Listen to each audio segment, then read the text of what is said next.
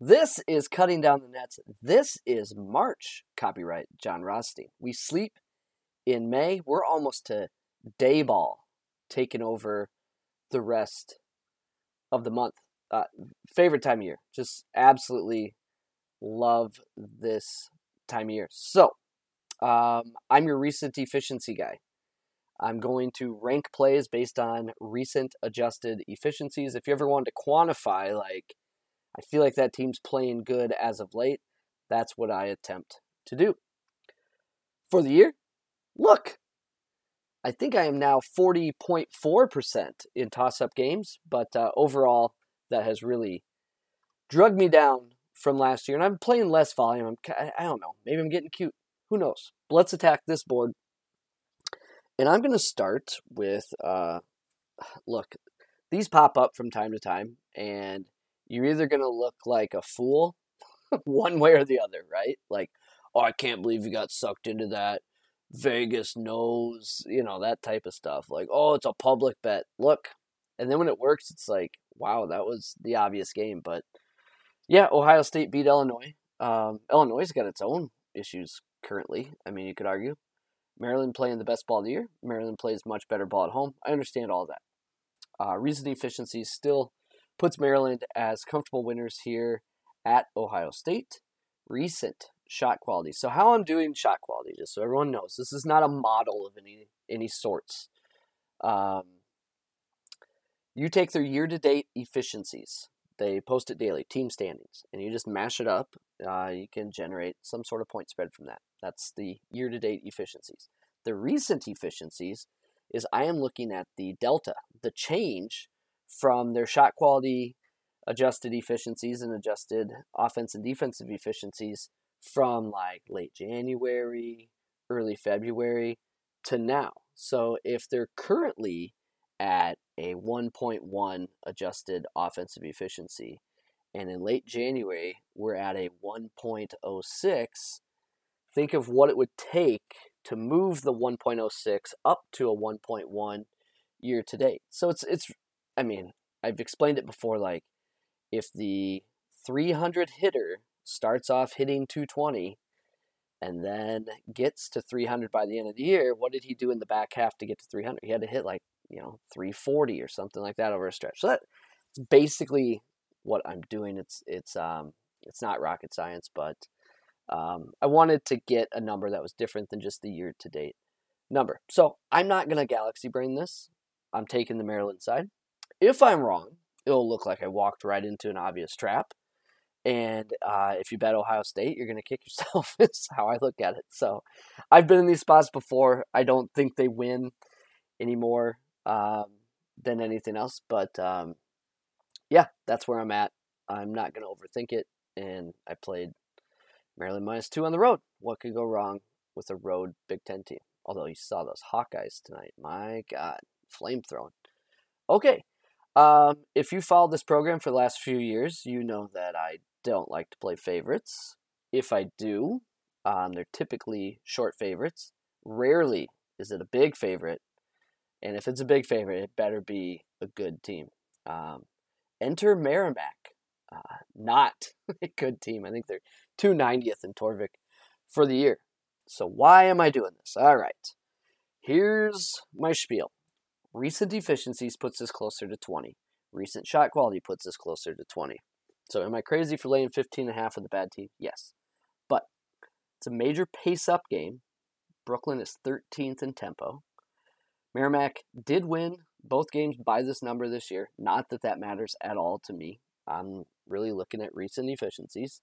But they have won by 17 and 21 this year. The matchup presents many live ball turnovers on the Merrimack defense side. So Merrimack's number one in turnover rate defense this year. Haslam has them number 2 in points per steal, which is not just forcing turnovers, but now we're talking live ball turnovers, the juicy ones. Not just a team throwing it out of bounds or, you're forcing a travel or something like that. Literal steals. The golden goose, the golden eggs. Brooklyn, 344th and giving those up. And we've seen that come to fruition in the 2 games they've played, as Merrimack has racked up 27 steals, not turnovers, steals in those 2 games. Will we get it again? I don't know. It's a big number, super gross, but that's a play I'm willing to make. I got some yellow games here. Yellow are, I have an interest. I'm curious where Circa opens in like an hour. I have some concerns, and sometimes I get pushed over the edge by people smarter than me.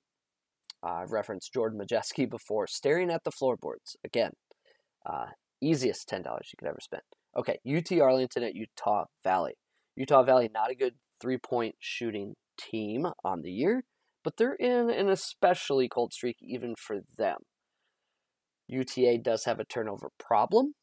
Doesn't look like on paper Utah Valley can exploit that as other teams could. And then this presents some decent offensive rebounding opportunities for Utah Valley, or for UT Arlington as well. So I think there is a bad opponent for UT Arlington, one that can really limit the boards and force turnovers, and Utah Valley is not that team. So I like this matchup. Currently sitting at 12.5. Recent shot quality's close to 10. Paddy's like 6 to 8. So this is not a slam dunk by any means, but I like it. I'm curious where Circa opens, and I'll make a decision from there. Old Stinky Lamar got stuck into them a few games ago. They're just dangerous because they turn the ball over so much. So the same reason I like Merrimack is a reason to be concerned or even scared off of Lamar here. Lamar did somehow beat Nicholls State this year. So if you're into narratives, there's a revenge edge there. But Nicholls just holds a major turnover edge.